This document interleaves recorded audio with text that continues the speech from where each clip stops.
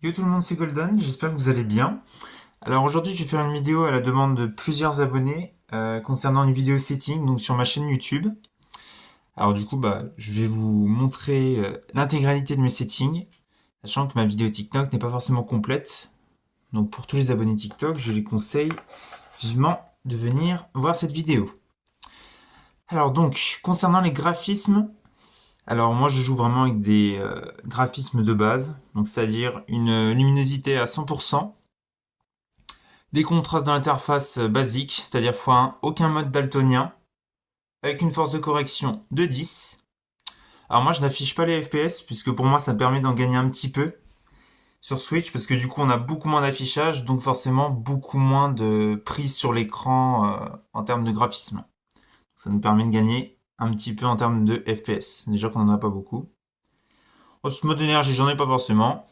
Et statistiques de performance enregistrées, ça j'ai pas mis. Ça évite les bugs, ça fait pas de mal. Ensuite, donc on va voir la section audio. Ça, je suis pas sûr que ce soit le plus intéressant. Là, ça dépend vraiment des personnes. C'est pas vraiment des settings que tout le monde a forcément envie de voir. Sinon, concernant la jouabilité, ça par contre, ça intéresse beaucoup de monde. Donc, moi, je joue en Europe, ça paraît logique. Ensuite, moi, je n'ai pas sélectionné la touche une seule fois pour sprinter. J'ai mis non. Ensuite, pour l'ouverture des portes auto, je l'ai mis. Parce que je trouve que ça peut plutôt servir. Déjà que on n'a pas de. Enfin, du moins pour ceux qui jouent sur manette, c'est beaucoup plus simple, je trouve. Parce qu'on n'a pas forcément de clavier souris pour cliquer vite et ouvrir vite les portes.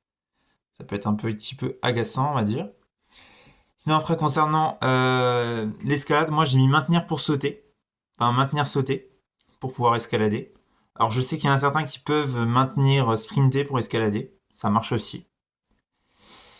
L'enjambement, c'est pareil. C'est maintenir pour sauter. Enfin, maintenir sur sauter. Ensuite, j'ai mis comme quoi je pouvais remplacer des objets dans mon inventaire en appuyant longtemps sur Y. Ça peut être un truc très utile. Ça permet d'éviter de perdre du temps au spawn. Et donc récupérer rapidement les armes et les remplacer sans avoir besoin d'aller dans l'inventaire. Ensuite, appuyer une fois sur viser, ça j'ai mis non. Parce que sinon après ça peut être un peu agaçant, tu peux rester sur le viseur. Sinon après, danger en visant, ça c'est pareil. Ça c'est vraiment les configs de base. Construction turbo, je l'ai, ça paraît logique. L'option de modification, elle est activée. Parce que du coup, pour moi, ça évite de prééditer sa construction sans le faire exprès. Je trouve ça bien plus pratique. Parce que c'est très pratique pour les triple edits. Vous allez souvent voir des gros joueurs pro du type Malibuka, etc. faire des triple edits, bien que maintenant ça se fait beaucoup moins.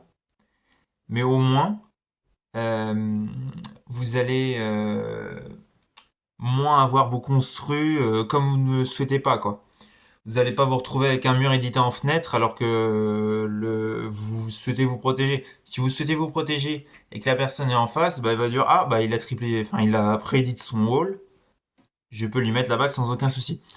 Pour moi, c'est la raison pour laquelle il ne faut pas le mettre. Après, encore une fois, si vous êtes clavier souris, ce n'est pas la même chose. Donc automatiquement sur les modifications, ça j'ai mis les deux. Être contextuel, j'ai mis oui. Inversion de caméra et tout ça, ça j'ai rien touché. Alors je sais pas si c'est bien ou pas bien, mais en tout cas moi personnellement je n'y ai pas touché. Configuration des couleurs et tout ça, ça je n'ai rien mis du tout, je ne suis pas daltonien. Ensuite concernant le viseur, forcément j'en ai mis un. Ensuite pour le nombre de dégâts j'ai mis cumulatif parce qu'en vrai ça peut être bien pour donner des calls à son mate. Quand t'es dans le vif de l'action, c'est pas forcément ouf de calculer combien tu lui as mis exactement. Tandis que là cumulatif, si ça t'affiche 160, ça veut dire que tu lui mets 160. C'est plutôt pas mal. Ensuite, l'échelle des nombres de dégâts, j'ai mis 100%. De même pour l'interface, ce qui fait que ça permet de suffisamment bien voir, comme moi sur petit écran, sans que ça prenne trop de place dans l'écran. Ensuite, du coup, le mode spectateur, ça à la limite, on peut le supprimer si on avait gagné encore des FPS, mais après moi j'aime bien toujours savoir s'il y a des personnes qui me regardent. Concernant le point de vue des joueurs, ressources, mini-cartes, tout ça, ça c'est les trucs indispensables. Tout ça, c'est des paramètres, on va dire, de base. Concernant donc le gyroscope. Alors moi je ne joue pas avec gyroscope. Je connais des joueurs Switch qui jouent avec gyroscope. Je peux vous les conseiller si vous voulez. Je connais Mike qui joue avec gyroscope. S'il y en a certains qui ont des questions qui aimeraient bien le contacter parce qu'il joue le gyroscope aussi, n'hésitez pas à mettre un commentaire. Je pourrais vous rediriger vers lui. Mais du coup, tout ce qui est gyroscope, je ne m'en sers pas. Ensuite, concernant du coup la manette, là ça me concerne plus. Alors moi j'ai mis la course auto. Spécialité construction, je l'ai mis aussi. Alors aussi, point important, la durée de pression pour modifier, il faut impérativement la mettre au plus bas, c'est-à-dire 0,100 secondes. Ce qui va permettre de prendre une édite le plus vite possible. Sinon après pareil, aussi durée de pression pour glisser c'est pareil, comme ça vous pouvez glisser très rapidement, vous n'êtes pas obligé de rester appuyé pendant une seconde pour pouvoir commencer à glisser, ce qui va être plus important dans les fights. Pareil pour la réinitialisation, vous n'êtes pas obligé de rester appuyé sur la touche de réinitialisation, vous appuyez bref et ça vous réédite. C'est plutôt pratique. Alors vibration, moi je ne joue pas avec les vibrations, je trouve que c'est un peu déstabilisant. Je sais que certains aiment bien ressentir en même temps ce qui se passe dans le jeu, mais chacun son avis. Alors les armes rapides, oui ça c'est pareil, j'ai personnalisé, mais ça c'est au bon vouloir de la personne. Vous mettez les armes comme vous le sentez dans votre inventaire, comme ça dès l'instant vous les ramassez, ça vous les met automatiquement. Ensuite, concernant, là ça va être les settings qui vont vous intéresser le plus. Alors concernant la sensibilité de caméra, je suis à 8, donc rapide plus. Et la sensibilité de visée, je suis à 7 rapide. Pour la sensibilité de construction, je suis à x1,5. Et pour la sensibilité de modification, à x1,7. Donc moi j'utilise ces options avancées, ce qui me permet de modifier la caméra horizontale, soit à 40%, et la caméra verticale à 50%. Tout ce qui est axe de rotation, accélération, rotation verticale et horizontale, je n'ai rien touché. Pareil pour la durée de vitesse max. Et sinon après, pour tout ce qui va être sensibilité de visée horizontale, j'ai mis 25% et verticale, idem. Ensuite du coup je joue en mode exponentiel et non linéaire, comme certains. Et sinon après, zone morte, j'ai mis 5%, mais après c'est vraiment la zone morte de base, on peut pas aller plus bas. Je sais qu'il y en a certains qui aiment bien la montée. Moi personnellement j'en éprouve pas le besoin, on va dire. Sinon l'accélération du stick, j'ai mis oui. Sinon, après, concernant les différentes touches donc de ma manette. Alors, j'ai vraiment des touches de base. Toutes les touches que je ne vais pas vous préciser, ce sera vraiment les touches de base. Donc on va avoir B pour sauter, R pour s'accroupir, etc. Là, par contre, les touches changent. Je vais avoir le bouton poussoir du joystick gauche qui va être pour le sprint.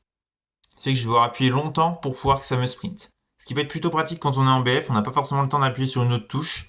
On continue à appuyer sur le joystick tout en continuant à bouger, ce qui peut nous aider à reprendre facilement la hauteur, par exemple. C'est ZL, recharger, les armes tac, tac, tac, tout ça on connaît. L'inventaire, la pioche, ça on connaît. Alors, sinon demande de section, ça c'est bon. Ça, ce sont des touches que on connaît pas trop mal. Alors, le marqueur de mémoire, il n'est pas ici sur le jeu. On doit le paramétrer moi-même. Moi, j'ai décidé de mettre le pavé tactile, donc la flèche de droite. Alors, je sais que ça peut varier selon la personne. Sinon, après, concernant changement de matériaux, moi, j'ai mis la touche gauche du pavé tactile. C'est pareil, c'est une touche de base. Les pièges, les murs, les sols, tout ça, on connaît. Alors moi, la carte, c'est pareil. C'est différent de tout le monde encore. La carte, ça va être le pavé tactile droit. Et tout à l'heure, quand je disais de pavé tactile droit, c'est aussi du coup pour maintenir. Quand je maintiens, ça me permet d'afficher les communications avec la section. Du genre, il y a un ennemi, etc. Je pense que vous voyez de quoi je veux parler. Bon, les émotes, ça ne change pas, c'est pas le plus intéressant. Construction, s'accroupir, ça on connaît. Donc modifier, moi ça va être ZR, donc confirmer A et réinitialiser R, comme je disais plus tôt dans la vidéo. L'inventaire, donc ce sera la touche du pavé tactile en haut. Pour modifier la construction, alors moi là je pense être l'un des seuls, ça va être la touche moins. Donc c'est plutôt spécial, je l'admets, mais c'est qu'une question d'adaptation. Et sinon après, du coup je pense qu'on a fait le tour. Écoutez, du coup, moi je vous laisse. Je vous souhaite une bonne journée. Je vous invite à vous abonner, à liker et à commenter la vidéo si ça vous a plu. Sur ce, à la prochaine.